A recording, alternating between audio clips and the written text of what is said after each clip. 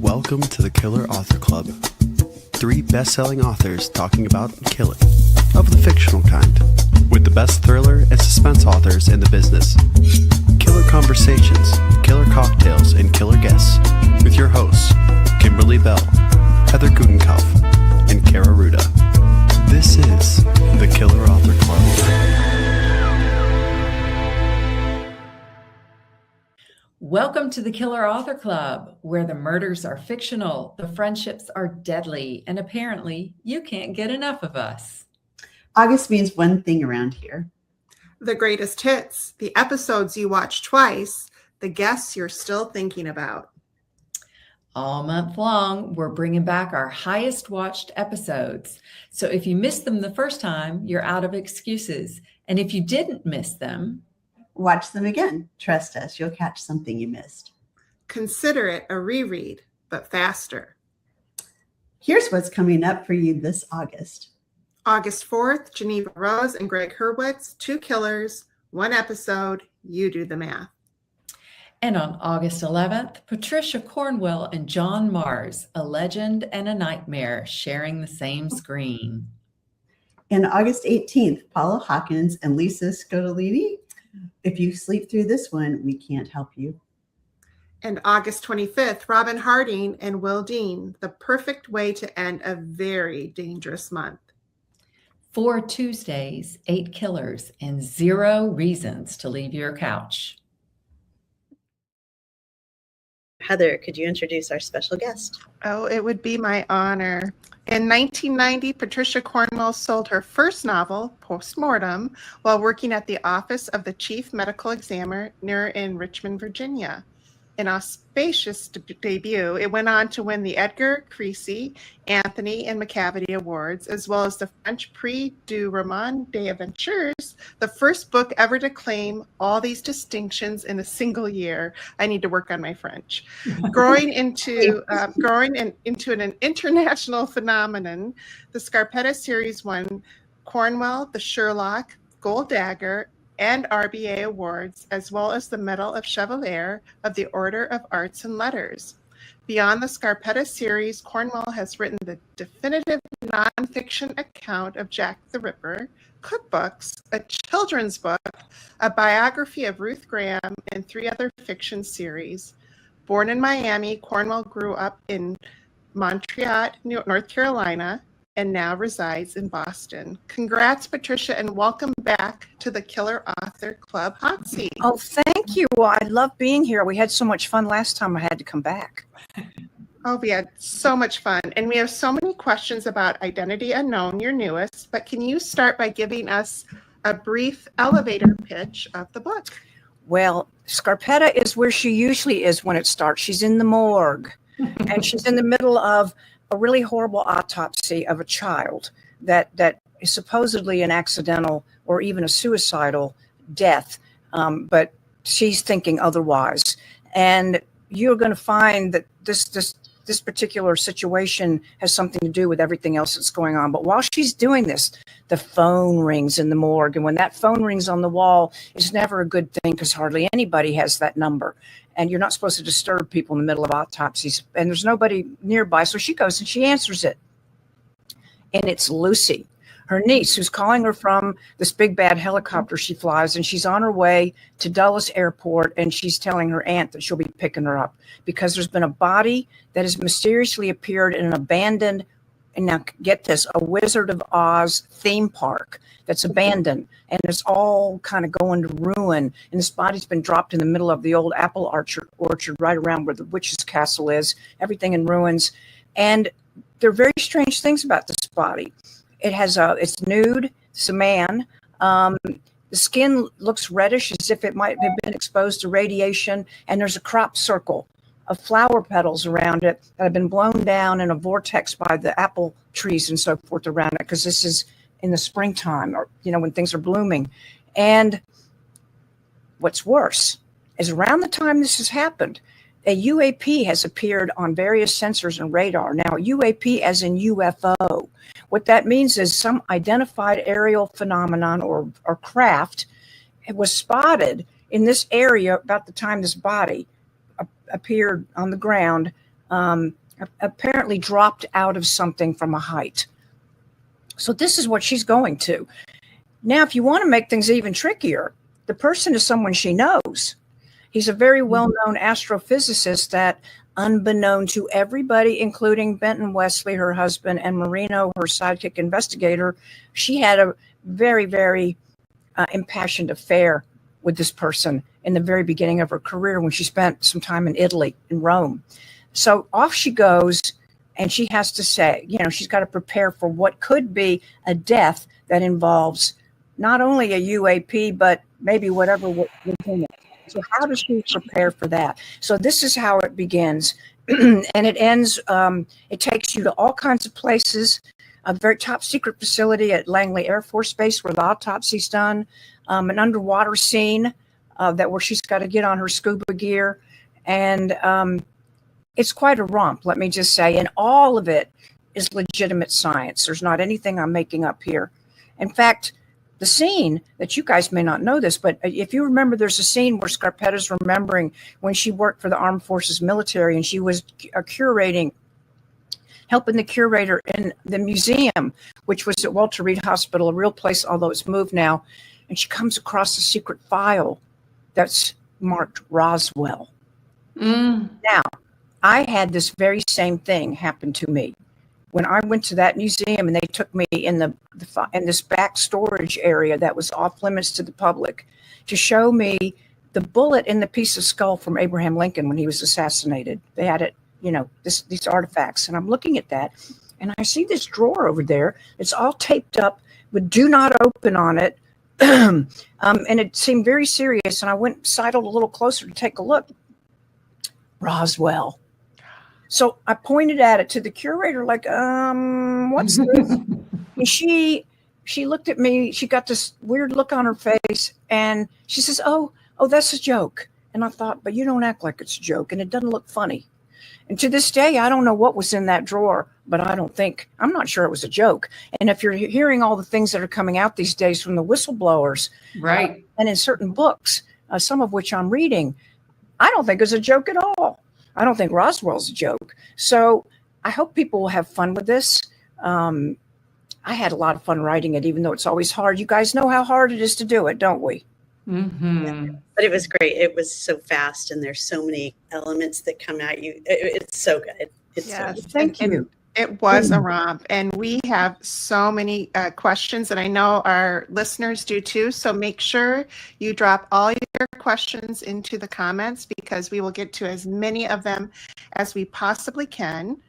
So get chatty, and but now we need to talk about a very important piece of our show, the killer cocktail. So, Patricia, you have chosen the Scarpetta Sunrise. Cheers. And yes. Yeah, cheers. Yes. Please tell us a little bit more about your killer cocktail. Well, you start with a nice little glass of ice and a very good añejo tequila.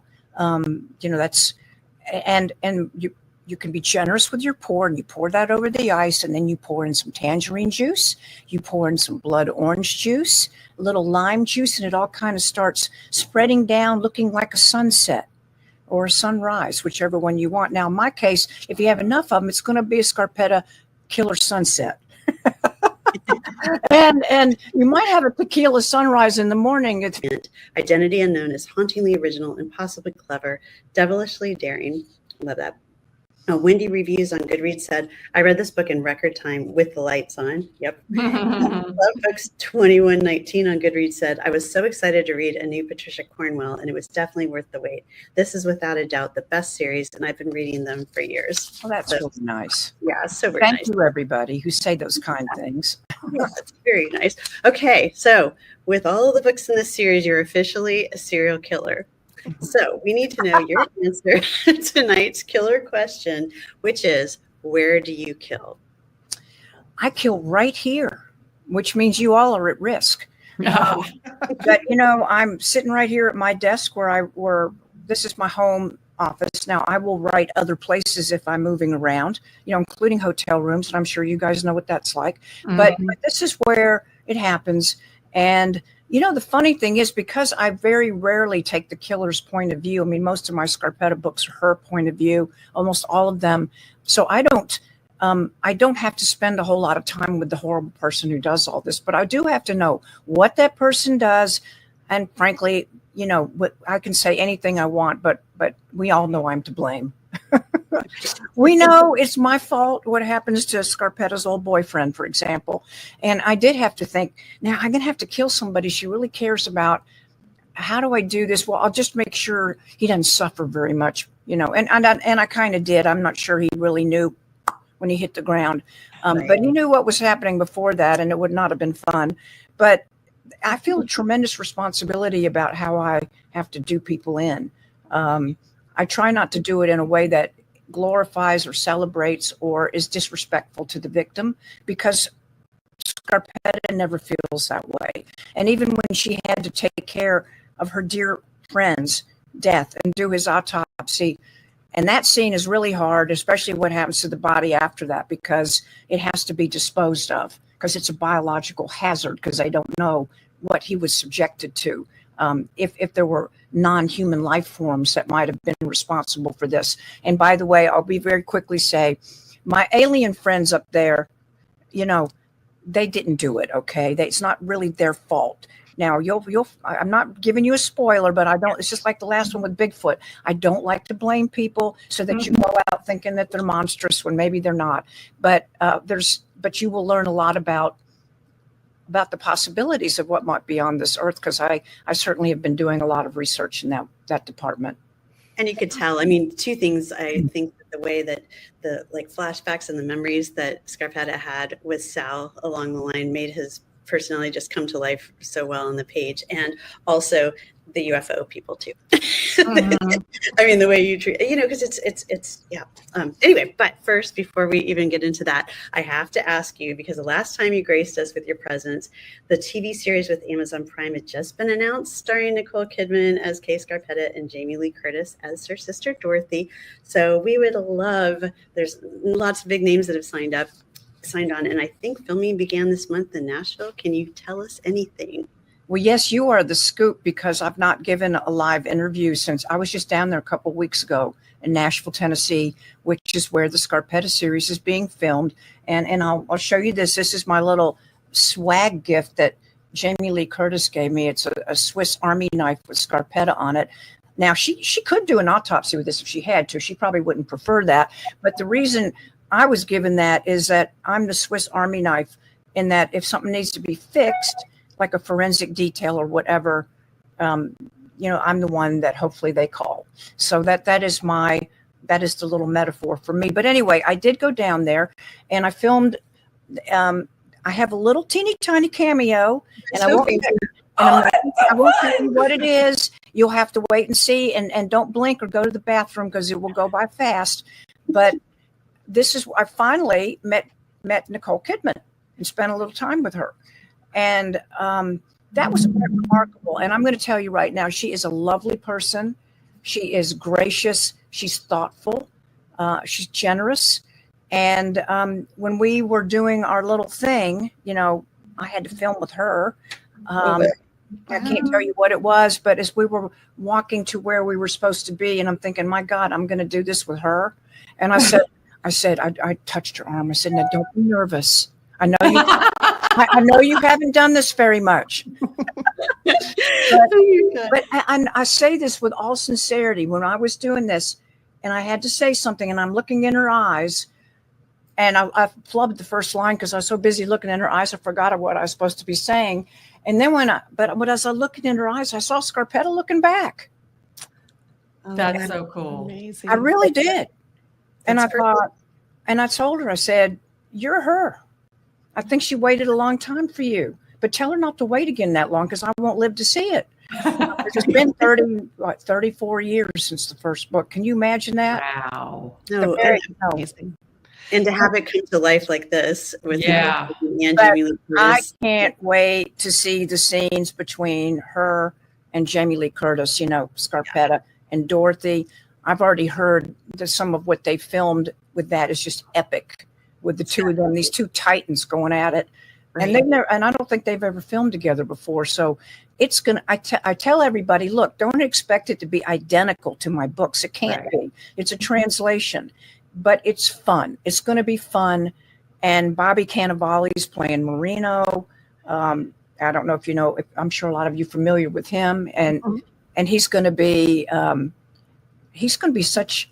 If I had known Marino looked like that, I'd have had those two have an affair a long time ago. But I didn't know. I didn't know. Marino sure would have liked that. I mean, from the books, we know he still has a crush on Kay for sure. So, but the TV, it's going great, and it's just a world of talented people. And what a cast! Yeah, and the showrunner's done such a good job bringing the stories to the page, and so I think hopefully next year, hopefully in about a year, you'll be seeing it. They'll be filming through about February or March, I think. Congratulations again. This is so exciting. We're so happy. I can't wait. Yeah, thank you. I'm excited too. so fun. All right. Well, I see all sorts of people asking about Oz. And if it was based on Land of Oz, the real Land of Oz. Is that what I can tell you where I got the idea. I get ideas from the internet, and I happened to be scrolling through one of my social media platforms, and I saw this photograph of the yellow brick road in an abandoned Oz theme park, and there is one in North Carolina, and that might be what I've been to that one. I'm giving away some of my age when I tell you that, because it closed in 75 or something like that. I was a wee child, but a wee little child. Yes. I don't remember it, but my parents still talk about that. Well, when I saw the photograph of this yellow brick road that was had dead leaves on it, everything overgrown, it was creepy. And I thought, what could be creepier than something happen in a place like that? And see, in this case, Scarpetta used to take Lucy to that same Oz theme park when she would come visit her in Richmond. And, they would do the zip line, they go climb up in the top of the witch's castle and go down the zip line and this whole thing. So she has all these memories while she's there, but some very strange things happen when they're there too, that will make your hair stand on end. And then of course they've flown in terrible weather. There's a tornado coming, of course. There has to be a tornado. They're not in Kansas anymore. So there's a lot of metaphor to it. It's a real place in terms of the scene, but there's a reason why it was picked. And you'll figure that out when you get deeper into the book about why that place was picked and why so many things are happening that seem to be way too familiar to Scarpetta and her loved ones. Exactly. And I also you touched on this, but the whole UAPs with aliens. And I think the thing that struck me is you made a point early on. You had Shannon say, or no, you had Scarpetta say to Shannon, her secretary, that it's people we should fear. They're who bring death to our door. And you're almost setting it up early on to say, don't blame the aliens or the others. Could be right. Somebody really close. Well, it's an important concern, because it's just like when I had fun with the little Bigfoot cameo in the last Scarpetta. And I was very careful because I don't want people going out in the woods with their guns. If you start having a Bigfoot that's ripping everybody up, you start having non-human intelligent beings that are raying us and killing us. Well, you're treating something as an enemy that might be real. Now, I think in the case of UAPs, they are real. I frankly think Bigfoot's probably real.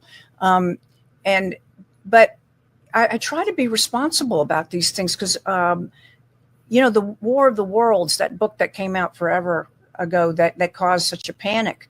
If you read it, it will scare the crap out of you. No kidding. And if you think this spaceship's going to land and this is what they're going to do, just incinerate everybody.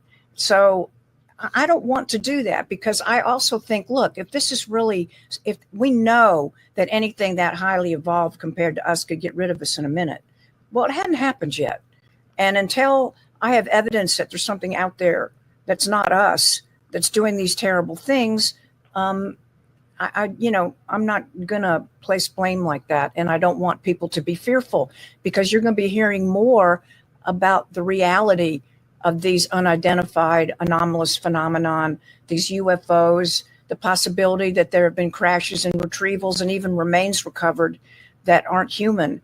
And we need to be sober about this. I say as I have my drink right here.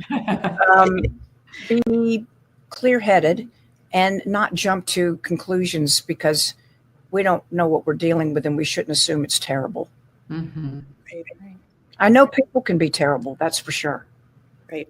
That's right. I like that line a lot. Mm-hmm. And, and talking about aliens that are, thinking scary and being a little bit nervous about that. But also there's another phenomenon all around us right now in the form of AI. And you have Lucy's former partner reincarnated sort of in this AI program. And tell us where that idea came from, and what else do you know about AI and all your research that we should be a little bit nervous about sitting on the other side here? That's just another perfect example of something that we can either totally fear and try to put that genie back in the bottle, or we can say, you know what, let's be friends. Yep. It's a tool. Us authors, creatives, we all, we especially hear about the threats of it.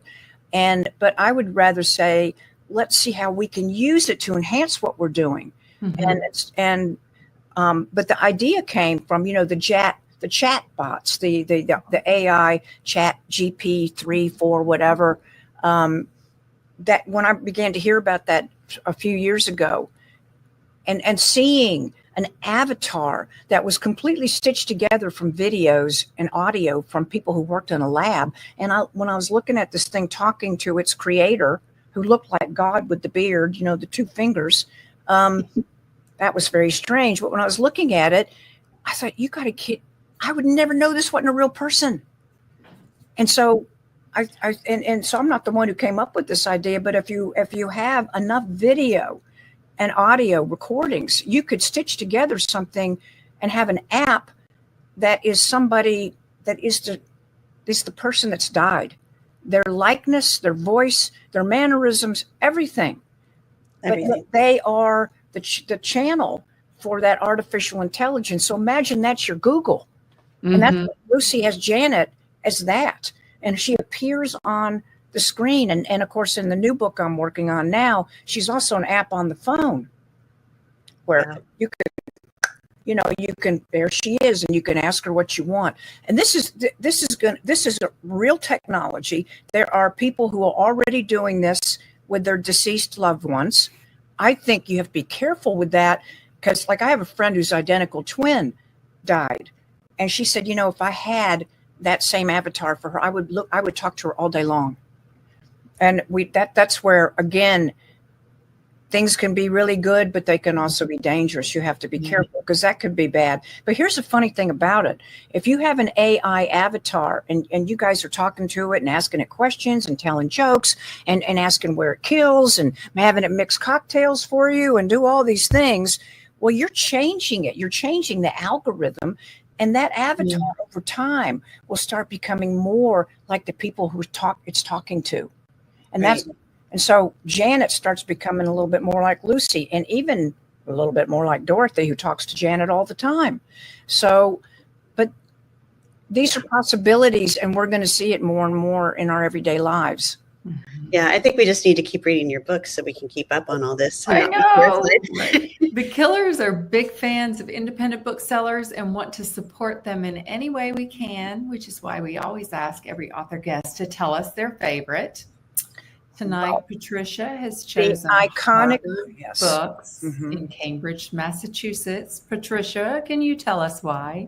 Well, it's an iconic bookstore, and it's beautiful, and it's in a very smart part of the world, and I'm very grateful that it's here. I'm so grateful for any independent bookstore that's still around. No kidding. No kidding.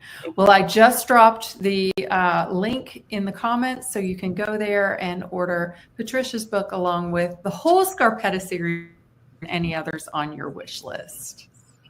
And obviously, we all love to read, and the Killer Author Club is the place to share the love for fabulous books. So, Patricia, tonight we were wondering, what are you currently reading? Well, I'll tell you one thing. I actually have it on my desk.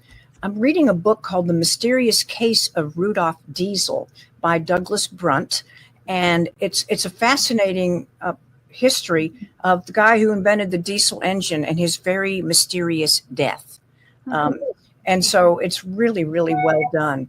But I'm also reading on my the ebook I'm reading right now is Lou Elizondo's Imminent, which is all about, he's one of the whistleblowers, and it's about his real life experiences that have to do with the UFOs, UAPs, I started saying non-intelligent life. We have that here. We're talking about the other ones. And I'm going to, wow, you talk about something that'll blow your mind. That is one of the most fascinating books I think I've ever read. And it certainly is convincing. And he talks about Roswell. So for those who are interested in that, I highly recommend it. I recommend both of them, actually. What was the name of the second book? Imminent. Imminent. I'm going to read By Lou Elizondo. And he worked in the program of all this, so he knows what he's talking about. Yeah. Yeah, we will definitely check that out. And We have two fabulous new releases we want to celebrate tonight. First up, Clean Slate by Brianna Labuskis. By USA Today bestselling author Brianna, this is the first installment in the Olive Hunt series and introduces readers to a gritty new protagonist, a crime scene cleaner who finds herself drawn into a deadly hunt for a serial killer. We also got Good Girls Die Bored, that's a great title, by Elizabeth Little. Darkly witty and emotionally charged, Good Girls Die Bored is part Jack Reacher, part Elizabeth Salander, delivering twisty, voice-driven suspense for readers who crave a female-centered thriller with muscle and bite. Love it. Giveaways. Brianna is giving away 2 copies of Clean Slate to readers in the US or Canada. There you go, Canada, finally. And Elizabeth is giving away 3 copies to readers in the US. Comment if you want in, and be sure to let us know where you're from. Good luck. And Patricia, we have great news for you tonight. You have once again survived the Killer Author Club. Hell yeah. I mean, I will go home and be very grateful. I will have to have more than one of these tequila drinks. maybe several Scarpetta sunrises after that. We're so happy that you were here. So thank you so much for. Well, thank you for having me back. I love it. You guys are so much fun. Except that I feel like I want to be asking you all these questions about your books instead of the other way around. No, next time you're back, we can do that. We'll do. Yeah. Okay. We'll mix it up. Yeah, absolutely. Better watch out if I interview you. You see. Yeah. We're kind of worried about that already. We would love that. Honestly, we that would be amazing. So. And that does it for tonight's episode. Thanks to everyone for tuning in, and make sure you mark your calendars for 3 weeks from today, December 10th at 9 p.m. Eastern, 6 p.m. Pacific, when Benjamin Stevenson will be joining the Killer Author Club to tell us about everyone this Christmas has a secret. In the meantime, please find us wasting entirely too much time on Instagram, Facebook, Twitter, TikTok. And for all the information you need, times, upcoming schedules, past episodes, recipes, and merch, surf to killerauthorclub.com. And thank you, everyone, for being part of the club. And thank you, Patricia, so much for taking time to visit with us. Come back anytime. Thank you. It's loads of fun. It always is. I really do enjoy it. Thank you. It's a great show. Thank you. Now, while you're binging your way through August, we are not leaving you empty-handed. All month long, we have giveaways running in the Clubhouse. That's our Facebook group, and over on Instagram. Books, signed copies, killer surprises, the kind of thing that makes your TBR pile a little more dangerous. If you're not already in the Clubhouse, get in there. Links are at killerauthorclub.com. Join the Facebook group. Follow us on Instagram. Show up and win things. We're watching the comments. We always are. You go, we have one more thing to tell you about, and this one's personal. The three of us wrote a book together, a thriller. It's dark and it's twisty, and we are not sorry. It's called Take Back the Night, and it's about three college women who 15 years ago exposed a campus predator on live radio. When he vanished, soon after, the world called it justice. The girls called it freedom, but they were wrong. Now he's back, and so is Take Back the Night, which publishes on January 12th, 2027. And here's the part you really want to hear. Pre-order it today from your favorite bookseller, and then enter to win some killer swag. That's right. Pre-order our book, email us the receipt, and then cross your fingers your name gets pulled from the hat for our exclusive limited edition Killer Author hat, plus a signed bookplate from all three killers. Details are all on our website, killerauthorclub.com, under the tab Killer Book. And while you're there, sign up for our newsletter so you never miss any news. In the meantime, thanks so much for being a part of the club. We're so glad you're here. Hello, everybody, and Happy New Year. Welcome to the Killer Author Club, your favorite haunt for all things murder, mystery, and mayhem. We are back for our first episode of 2026, and so excited to have John Marrs here with us, braving the Killer Author Club hot seat to talk about all things Dead in the Water, a spectacularly creepy book. You're going to love it. Will he survive? We don't know. We have tons of questions and so much killer fun for you planned, so buckle up and get ready to kill the lights. I'm Killer Kara Ruda. John, will you introduce yourself? Hello, how are you? My name's John Marrs, and I'm a Brit, and I write books for a living. That's it. That's what there is to say. It's going to be the quickest recording ever. I like it. I'm Killer Kimberly Bell. And I'm Killer Heather Goodenkoff. Now, Kimberly, will you please introduce our killer guest? I would love to. John Marrs is an author and former journalist based in Northamptonshire, England. Did I murder that? No, you said that so well. Perfect. After spending his career interviewing celebrity from the worlds of television, film, and music for numerous national newspapers and magazines, he is now a full-time author. He has written 15 books and lives with his husband, other John, and their son. John, could you tell us a little bit about what Dead in the Water is about? It's a lovely romantic comedy that's full of a really happy ending. It's about, I'll try and do my elevator pitch. My elevator pitch is a bit rubbish, but I'm going to go for it. So when my character Damon survives a near drowning, he remembers his life flashing before his eyes, everything he can think of, except for one thing. He doesn't remember. He sees a boy drown. Actually, he sees a boy dying, but he doesn't remember when it actually, or if it actually happened. So he goes through all different ways to try and work out whether he's making this up or it's a hallucination. And he works out the only way he can find out is if he drowns again, and then again, and again, and again. And it kind of follows him as he tries to unravel his past. It was fantastic. And like Kara said, very creepy. We loved it. So readers, get chatty and drop your questions for our killer guest in the comments. But first, Heather, what are we drinking tonight? Oh my goodness, we are drinking the red herring. So John, please tell us why you've chosen this as tonight's drink. Well, it's one I've borrowed from Goldfinch Cocktails and Kitchen in North Carolina, and it involves a sprig of fresh mint, an ounce of maple syrup, and a can of sparkling cherry limeade. Mix the cherries and the mint with a simple syrup, add ice and shake well, strain over a glass into a rocks glass, and top with some cherry limeade and garnish with fresh mint. Now, I could lie to you and tell you that the glass I have in my hand here is my mocktail. On running around the kitchen about 10 minutes early and realizing all I had was cherryade. That's it. Cherryade, some lukewarm water. I was going to even go out into the garden and drag a leaf off a tree and pretend it's mint, but I don't think I'd fool you. You know what? You got A for effort. It's the best mocktail you've ever seen. And behind it, I've got a can of Coke. I love it. Perfect. Well, cheers and congratulations to another amazing read. Yay. Yay. But tonight, it's all about Dead in the Water. And here's what some of John's early reviewers had to say about the book. Okay, Goodreads reviewer Dennis says, I was actually walking the streets of New York City with my book open, flipping the pages and hoping that I didn't get hit by a taxi.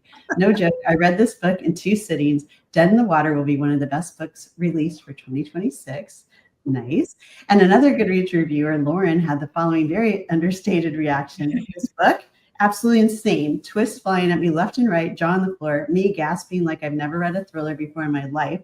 I was screaming. I was yelling, wait, what? At the end of every chapter, unhinged behavior, and I regret nothing. You can't ask better than that, can you? I mean, put that on the book cover. I know. Hey, Lauren, if you're out there, you can read one of my books too. Yeah, right. We'll send you. What a great review. I must admit, I am a sucker for reading the 1-star reviews though. When they start coming in, I can't help myself. And it's funny because sometimes I love the 1-star reviews where they love the book and they think it's absolutely brilliant, and they cannot work out the star system, so they give it 1 star. Yeah. Or I've also had reviews where they've given it 5 stars, but it's not one of my books. They've cut and pasted the whole thing. So you know what? I'm going to take that. That's mine. Yeah. We'll take this. Those are both 5-star, and clearly they read your book, which is great. So you are a twisty and shockingly inventive killer. So now we need to know your answer to the killer question, which is, when do you kill? Oh, I kill whenever I feel like it. In a book, I like to do it when people are least expecting it. So there's one of my books called Her Last Move, and it was about my 4th or 5th book. And there's a main character in it who dies. And people are not expecting it because they've followed this person's character and they think, oh, this is the hero, and I kill them off. And that I'm blaming that on Peter Swanson because his book, what was it? The name escapes me. I think his 2nd novel, Kind Worth Killing. And he does that with the main character. And that was like, oh, okay, if Swano can do it, I'm doing it. So I like to kill when you're not expecting it. And it also depends on what mood you're in. Because you know what? I'm a weird writer.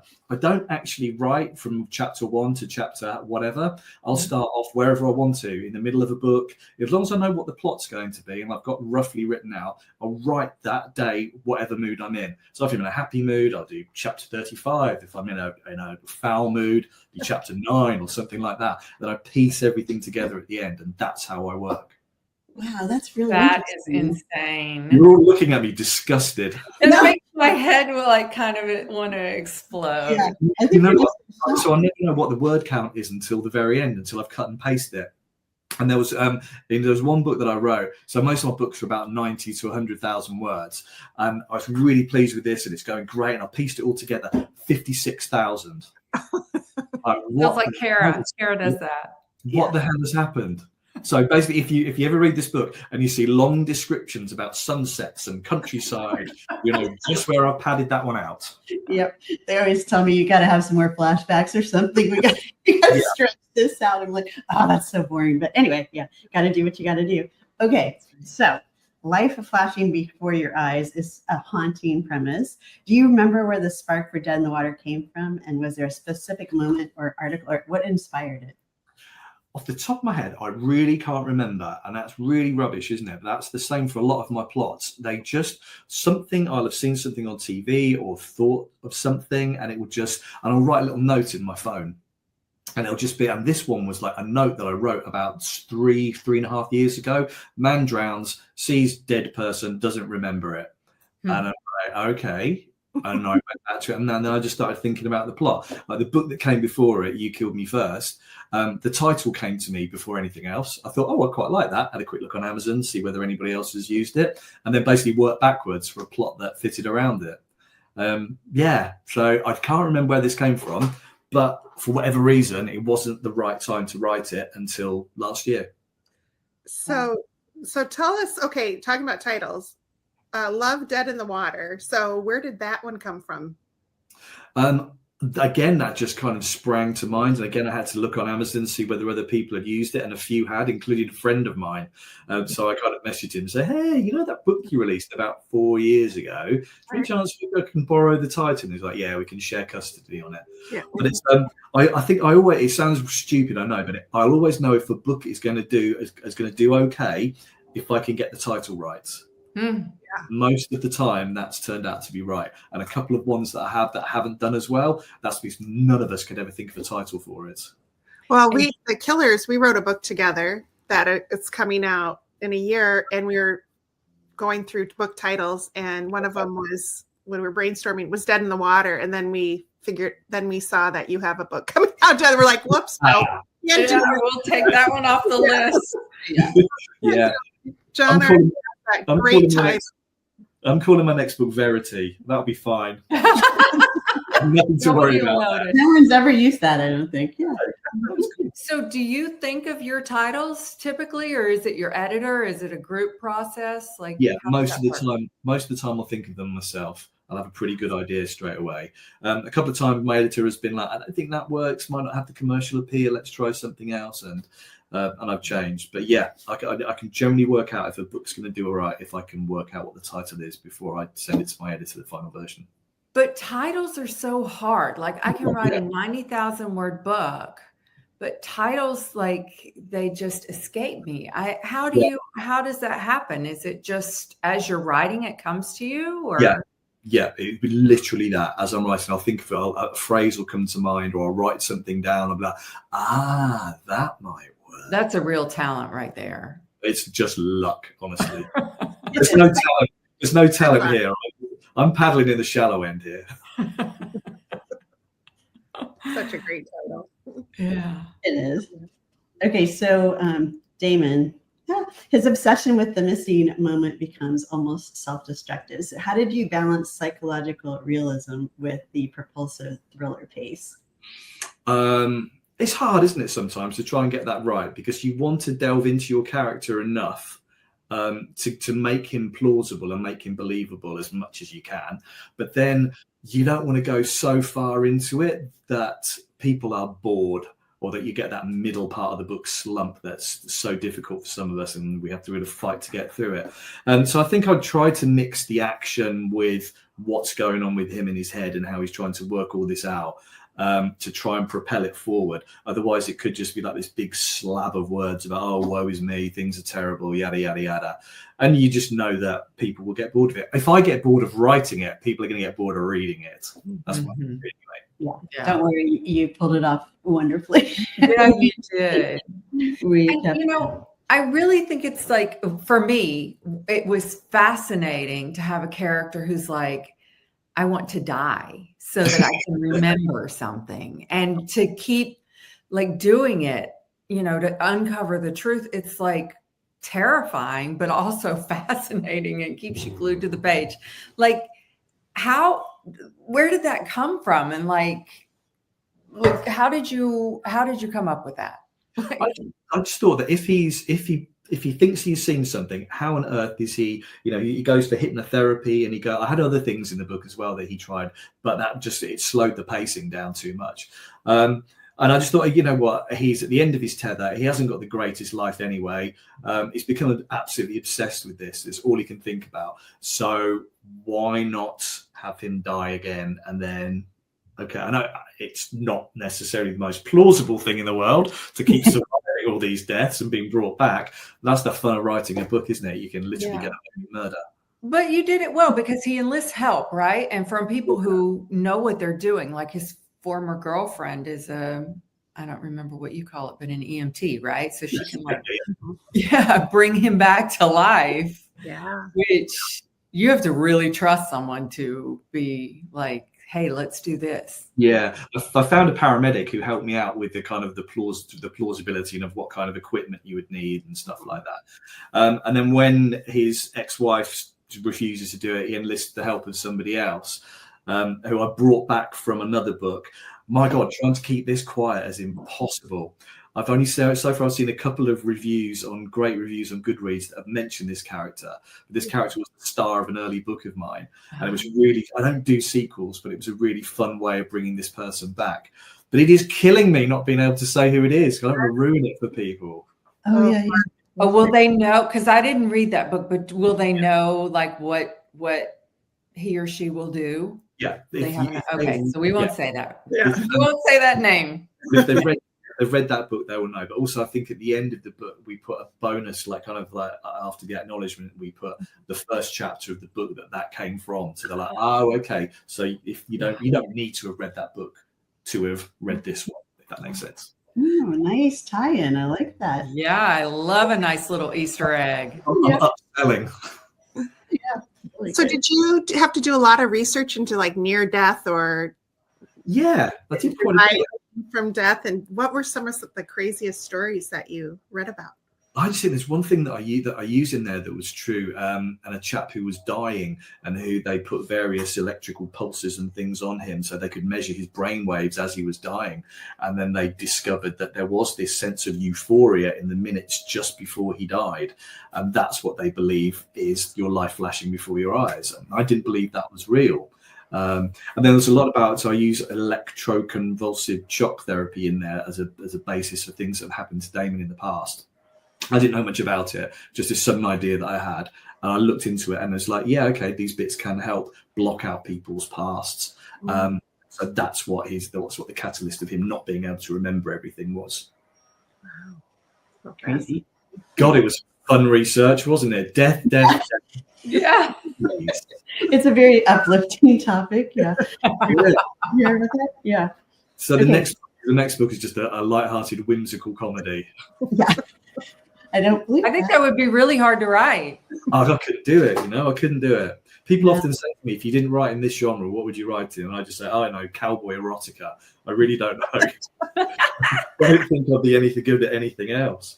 I will tell a quick story. So when our son was little, you always read your kids bedtime stories, and I had this great idea for a bedtime story for him, and I pretty much plotted it all out in my head, and it was great. And I was going to have a go at writing it. And it was going to rhyme, and then about 3 or 4 months later, I realised that in my lack of sleep-induced haze, I'd just basically plagiarised the whole thing. The book existed, the story existed. I had no idea. Wow. Yeah. I've heard from other authors who've done that, and they realize, like a friend of, and she's been on the Killer Author Club. She'd probably tell this story, but I won't say her name out loud. But she, back before she was published, she had her first book and she was querying it. And then a book came out that was almost exactly the same premise. Even one of the characters was named the same. And she's like, I've never read this book. How does that happen? But it's like there's this communal cloud of ideas, and we just grab them. Yeah. Sometimes 2 people grab them at the same time. Oh, you'd be gutted, wouldn't you? Yeah. I know Melissa Gilbert and Ann Patchett talk about that in her book, Big Magic, Melissa Gilbert, where they were like having lunch or something together, and she just explained this whole story, and the other one had written it. It was like a very obscure, so like this collective energy, I think it's out there. I mean, why not? Yeah. So we're all tapping into the dark collective energy. Other people are tapping into the light, just saying. Reaching up the dark. That's what we like. So there it is. So your story, The One, became a Netflix series, correct? Oh yes. You know what? That's out of all the books that I've written, that is the one. That's my biggest seller around the world. That book. So it's done like over 1 million in 4 different countries and blah blah blah. But it's the only thing that I ever get people emailing me to tell me how much they hate the TV adaptation. Oh really? No, that's not fair. Is it very different? Oh, it's totally different. Yeah. You know what? I'm biased, and I enjoyed watching it. It was interesting, and I got to see the filming of it, and it was a whole interesting experience. But I think because it was so different to the book, people didn't necessarily like it.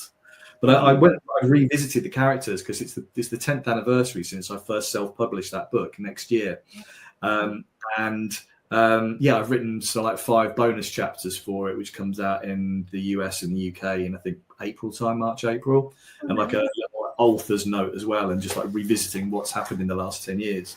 But that was a weird period of time when that came out on TV. We just binge watched it one weekend. Yeah. Especially if it's so different than the book, that would be hard to watch. Yeah, you know what? It was okay. People ask me, why did you agree to it? It was your story. And I'm like, it paid my house. Why am I not going to do it? Right. Yeah. Absolutely. Right. Once you sign that, it's their story. It's not really your story more, correct? No. They get that license. Yeah, I took it as far as I could take it, and then they took it as far as they wanted to take it. So, yeah. Yeah. Yeah, you do give up your rights. And, I mean, I guess if you're like, I don't know, Patricia Cornwell, you can say, well, this has to be in it or something, but especially with your first one that's being filmed, you don't know what you're doing, what you need to ask for. And Absolutely. I didn't even have a TV and film rights agent at that point. I still don't have an actual book agent. I've never had one. You don't have a book agent? No, we deal with my husband and I, we deal with it all ourselves. We've got an idea now of how things work and, the value of my own worth and stuff like that. And so, no, we don't have one. We've got TV and film rights over in California now. So I can't deal with any of that stuff. Yeah. No, I don't have an agent. Well, so I have a question then. Do you, you said that the one was self-published. Yes. How did that work? You self-published for a while and then you got picked up by a publisher? It was really random. So I had 3 books that I'd self-published, had no interest in any of them from publishers, not one. I still got the 80 rejection letters in a cupboard here. And then in the same week, 2 different publishers spotted 2 of the books on Amazon, downloaded them and made me offers to write for both different publishers. So one speculative fiction and one psychological thrillers. And in that same couple of days after that week, that's when somebody from a production company got in touch and asked if they could. Wow. It was the most surreal experience I will ever have. Yeah, I bet. Yeah. And validating too. I just bluffed my way through this career. Well, clearly you're doing something right. Yeah, it's I enjoy it. It's good fun. Well, and especially I started out self-publishing too, and I think to be able to kind of claw your way and get attention, I had the same thing happen. 2 publishers all of a sudden noticing you, and you're like, oh wow, okay. After all of those stacks of rejection letters, it's really nice to be able to have that. So congratulations. Thank you. It's hard though, isn't it? When you're whether you're self-publishing or whether you're being traditionally published, so much of the work is in the promotion of those books. Yeah. So much time is taken doing it. So much. Yeah. And touring and all that stuff It's almost like a full-time job on top of your full-time job, right? Absolutely. Yeah. I spend a lot of time on Facebook book clubs, chatting with people and talking about not just my book, about other books as well.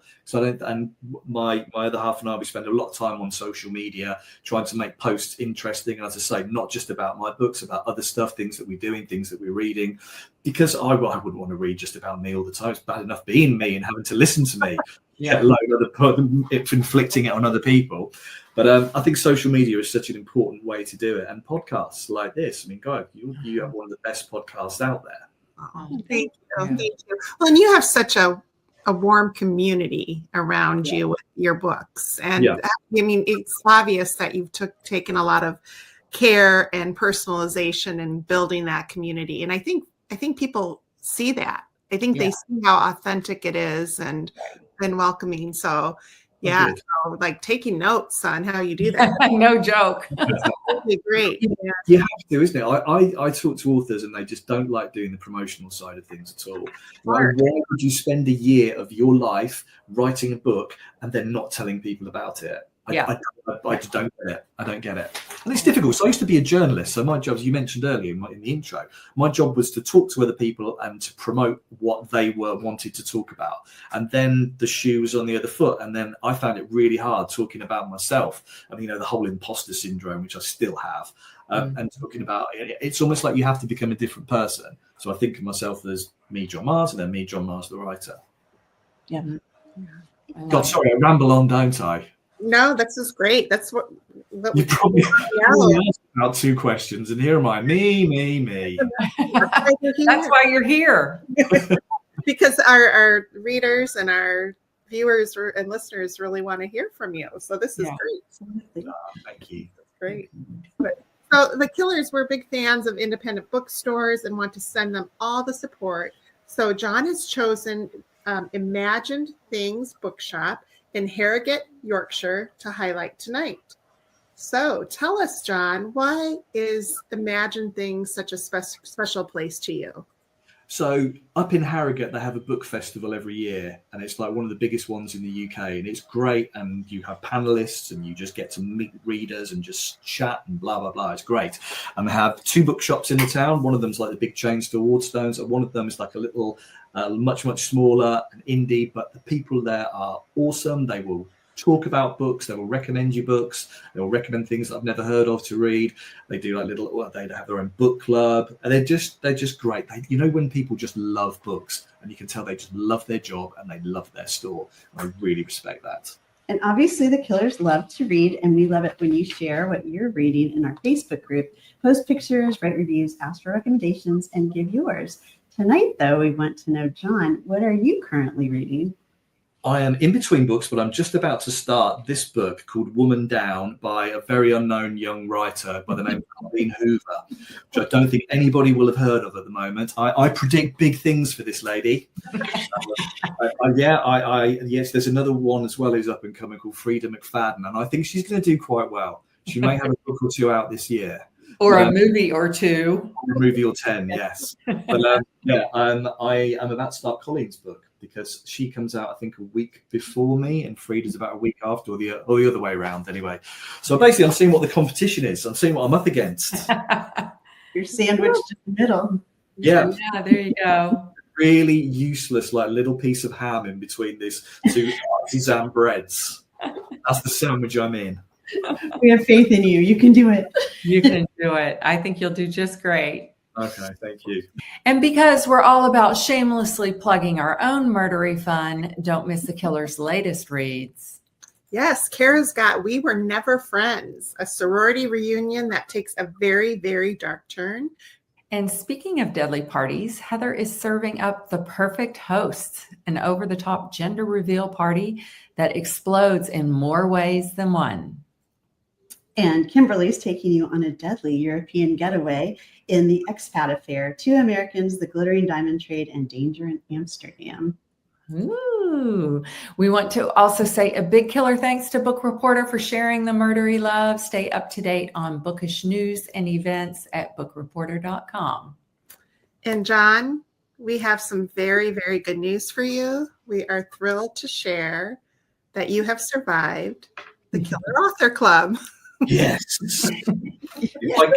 If I succeed in nothing else for the rest of this on that.